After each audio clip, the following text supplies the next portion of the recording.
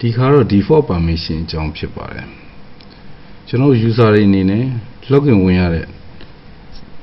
အချိန်တိုင်းမှာ default permission တွေရှိပါတယ်ဥပမာအခုကျွန်တော် root account နဲ့ file တစ်ခုစောင့်မယ်ပြီးတော့ file တစ်ခုစောင့်မယ် directory တစ်ခုစောင့်မယ်ပြီးတော့ student account နဲ့ကျွန်တော် eval account နဲ့ file တစ်ခု directory တစ်ခုစောင့်မယ်ပြီးတော့ဘာတွေကွာနေလဲတစ်ချက်ကြည့်တာပေါ့ဒါဆိုရင် DIN1 နဲ့ DIN2 ကိုကြည့်အောင် DIN1 က eval ကစောက်တာ DIN2 က root ကစောက်တာ eval ကစောက်တာဒီ 775 ဖြစ်နေတယ် file permission ဒီ 775 ဖြစ်နေတယ် read write h2 ဆို7 read write h2 ဆို7 read နဲ့ h2 ဆိုတော့4နဲ့1ဆိုတော့7ဖြစ်နေတယ်ဒါပေမဲ့ root ကစောင့်နေကောင်ကကြတော့ root ကကြတော့7 chef 755ဖြစ်နေပါတယ် dir2 အတွက်เนาะအဲ့လိုပဲဒီမှာ file 1ကို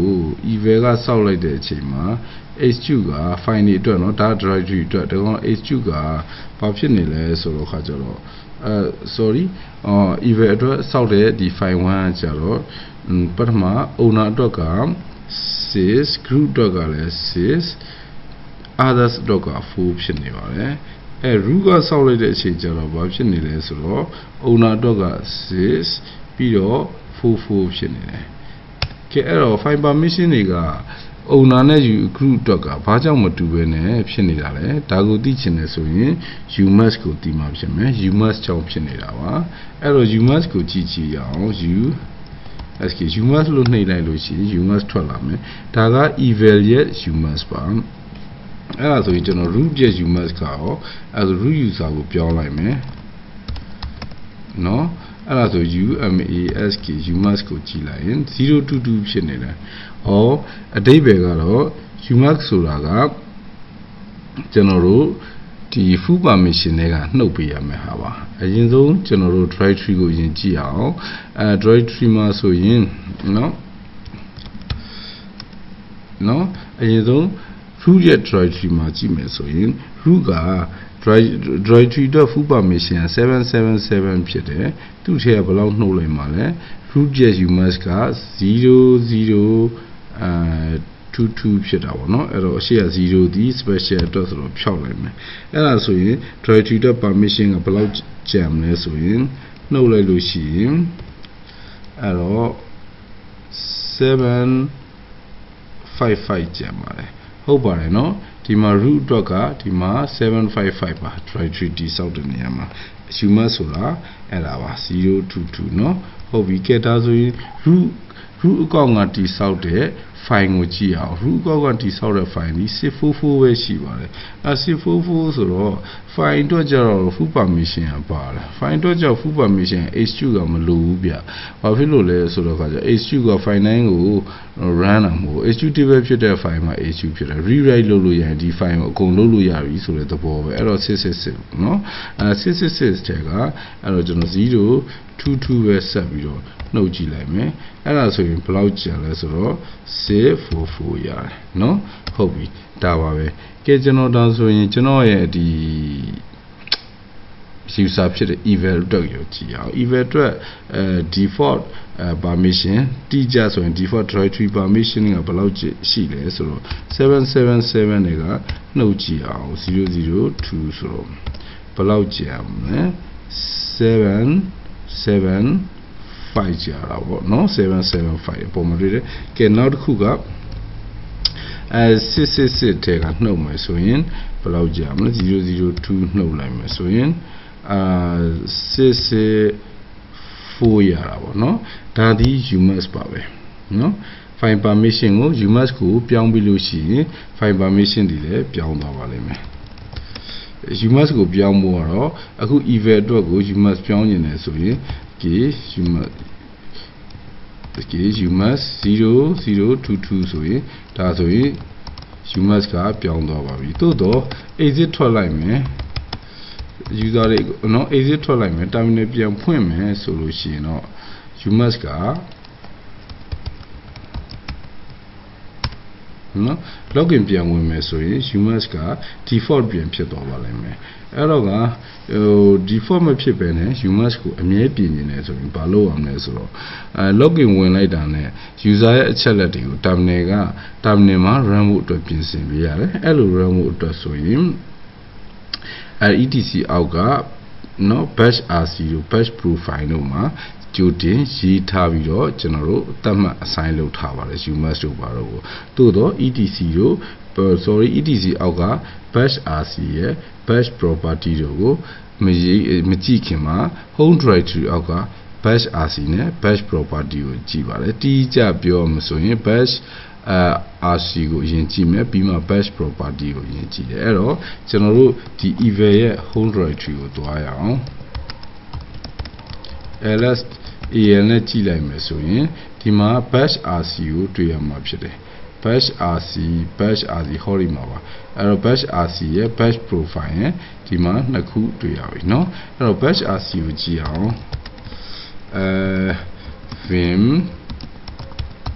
bash rc ကိုကြည့်မယ်ဆိုရင် if တဲ့เนาะ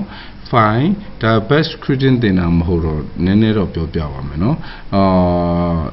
file နဲ့ etc ထဲမှာ bash rc file ရှိမယ်ဆိုရင်တဲ့ then เนาะ etc bash rc ကိုဖတ်လိုက်ပါတဲ့ဒါကိုပြောတာ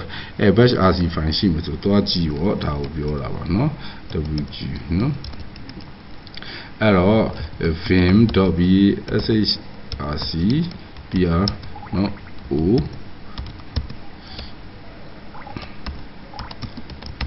ကြည့်မယ်ဆိုရင် bash profile မှာပြန် vim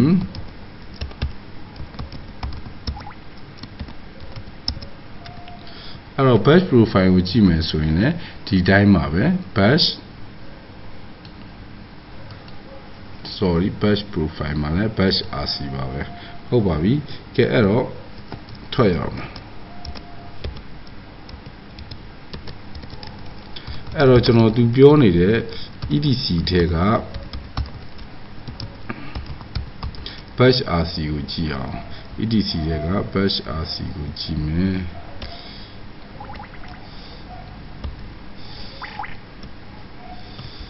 ls etc view rc နော်ဟုတ်ပြီအဲ့ဒါဆိုရင်ရှိတယ် etc.bashrc ကိုကြည့်မယ်ဆိုရင်အဲ့ဒါဆိုရင်ဘာတွေရေးထားလဲဆိုတော့ကိုလိုင်းနေတော့အများကြီးရှိမှထင်တယ်နော်အဲ့တော့ဒီမှာကျွန်တော်တို့နဲ့ဆိုင်နဲ့ဒီ UMask ကိုပဲကျွန်တော်တို့ရှာကြည့်အောင်ဒီမှာ UMask တွေ့ပြီ UMask ကိုရေးထားတဲ့ကိုလိုင်းကဒီမှာပါနော် UMask if တဲ့ uid user id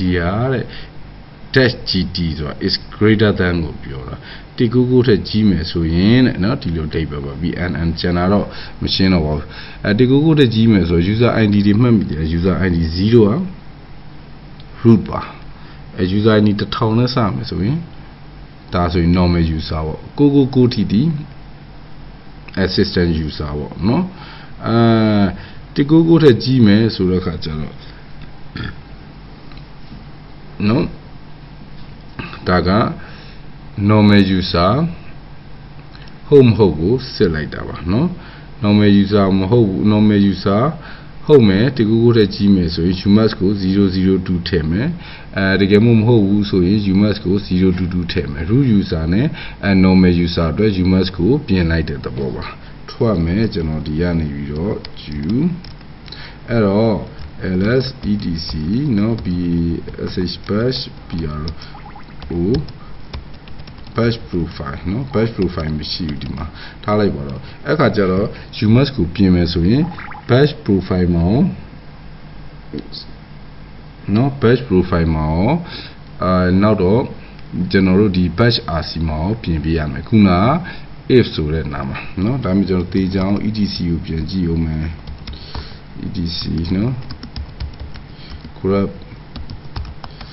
မှာဆိုတော့ဟုတ်ပြီရတယ်သူဒီမှာ batch 7မှာ batch property မပါဘူးပိုင်းလဲဒီလိုပါပဲ batch RC လိုပဲရေးထားတာ if နဲ့ပဲရေးထားတာအဲ့တော့ကျွန်တော်တို့အမှ UMask ကိုပြင်လို့ရတယ်ဒါဆိုရင် shutdown ပဲလို့နောက်တစ်ခါ login ပြန်ဝင်လဲဒီ login ဝင်တဲ့အချိန်မှာ batch RC ကိုစစ်ဆေးတာမို့လို့ batch RC နဲ့ batch property ကိုစစ်ဆေးတယ်ဒါမို့လို့ UMask ဒီ login ဝင်လိုက်တိုင်းကျွန်တော်တို့ရေးတဲ့အတိုင်းအသေးဖြစ်သွားတယ်အဲ့တော့ user အားလုံးအတွက်အတူတူပေါ့ဒါပေမဲ့ကျွန်တော် user တယောက်ချင်းစီကို UMask တစ်ခုချင်းစီသုံးမယ်ဆိုလို့လုပ်မယ်ဒါကလွယ်ပါတယ်ဒါ home directory ထဲမှာရှိတဲ့batch RC ဒီ etc ထဲမှာမဟုတ်เนาะအဲ့မှာကျွန်တော်တို့သွားပြီးတော့ UMask เนาะစာကြောင်းတွေရဲ့အောက်ဆုံးမှာ UMask ဥမာ 0022 စသဖြင့်ပေါ့เนาะရေးလိုက်လို့ရှိရင်ရပါပြီဒီ etc ထဲဟာဒီ user အားလုံးအတွက်ဖြစ်ပြီးတော့အဲ home ထဲမှာသက်ဆိုင်ရာ home ထဲက batch RC ကတော့သက်ဆိုင်ရာ home user အတွက်ပဲဖြစ်တယ်ဆိုတော့အဲ့ဒီမှာရေးလိုက်ရင်ဒီမှာ etc ထဲမှာ user အားလုံးအတွက်ဘယ်လိုပဲရေးသားပြင်မဲ့နောက်ဆုံး code line လို့မှာ home ထဲက batch RC ဖြစ်တဲ့အတွက်ကြောင့်နော်သက်ဆိုင်ရာ user တယောက်ချင်းစီကိုတတ်မှတ်ပြီးလို့ရပါပြီပြန်ပြောရမယ်ဆိုရင်တော့ system ကကျွန်တော်တို့ login ဝင် share ဖွင့်ရင်ဒီ SHRC ကိုကြည့်တယ် batch RC ကဘယ်သူ့ကိုညွှန်းလာလဲဆိုတော့ EDC တဲ့က SHRC ကိုကြည့်တယ်ချဲညွှန်းထားတာပေါ့နော်ဒါပြီးရင်ဘယ်သူ့ကိုကြည့်လဲဆိုတော့ batch property ကိုကြည့်တယ်နော် batch property ကိုကြည့်တဲ့ချိန်မှာ .bash batch နော် batch property မို့ PRO FILE profile ကိုကြည့်တယ် home ထဲကကောင်နော်အဲ့ဒီကောင်ကဘယ်သူ့ကိုညွှန်းထားလဲဆိုတော့ EDC တဲ့ကနော် BSH batch နော် PRO PRO FILE profile ကိုကြည့်တယ်ဆိုတော့က batch profile မှာရေးထားရင်တော့အဲ့ UMask ကအတည်ဖြစ်မယ်ကောင်းတာတော့ batch RC ရော batch profile ရောရှိရင်နှစ်ခုလုံးမှာရေးထားပါဒါဒီ user အားလုံး system တစ်ခုလုံးအတွက်ဖြစ်ပါတယ်အဲ user တယောက်ချင်းစီအတွက် UMask ကိုchangeရင်သက်ဆိုင်ရာ home directory ရဲ့ batch RC မှာပဲသွားပြီးတော့ရေးလိုက်ပါဥပမာ pwd နဲ့ကြည့်မယ်ဆိုရင်ဟုတ်ပြီ vim.bshrc ဆိုရိုက်လိုက်ရင်ဟုတ်ပြီဒါဆိုရင်အပေါ်မှာအောက်မှာရေးတာအဲ့ဒီ comment တွေအောက်မှာသွားပြီးတော့ဒီမှာ insert နှိပ်ပြီးတော့ကျွန်တော် UMask 00222စရှိသဖြင့်ပြင်ရေးလို့ရပါတယ်